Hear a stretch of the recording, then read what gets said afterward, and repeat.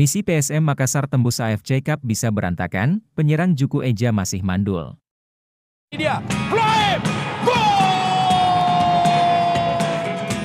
Di babak kualifikasi AFC Cup 2023, skuad PSM Makassar akan lawan wakil Myanmar, Yangon United. Melawan Yangon United, PSM Makassar akan pinjam markas Bali United di Stadion Kapten Iwayan Dipta, Bali. Jelang laga kontra Yangon United, penyerang PSM Makassar masih kesulitan menciptakan gol di Liga 1.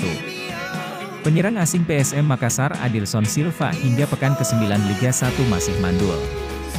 Begitu juga dengan penyerang asing PSM Makassar lainnya, yakni Everton Nascimento baru cetak 1 gol di Liga 1.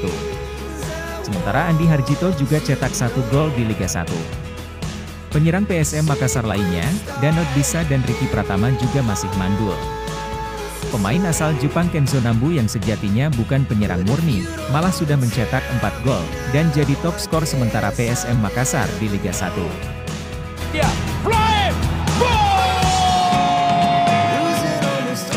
Jelang kualifikasi AFC Cup, masalah di lini depan PSM Makassar ikut disorot ex-arsitek Juku Eja, Asegaf Razak.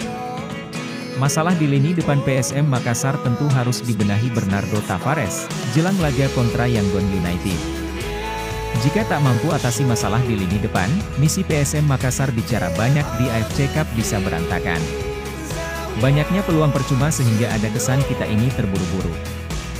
Lini depan PSM Makassar harus menjadi perhatian khusus Bernardo Tavares.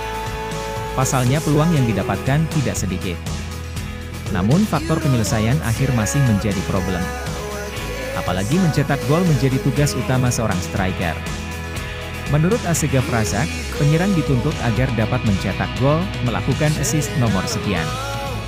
Tugas utamanya striker kita ambil untuk cetak gol itu tugas pertamanya, kedua baru assist. Penyerang dituntut bagaimana mencetak gol, jelas mantan pelatih PSM itu. PSM Makassar selalu tampil dominan di 2 laga terakhir. Terima kasih untuk pecinta bola, jangan lupa subscribe channel ini. Mohon masukan dan bantuannya agar channel ini tetap berkembang. Salam olahraga.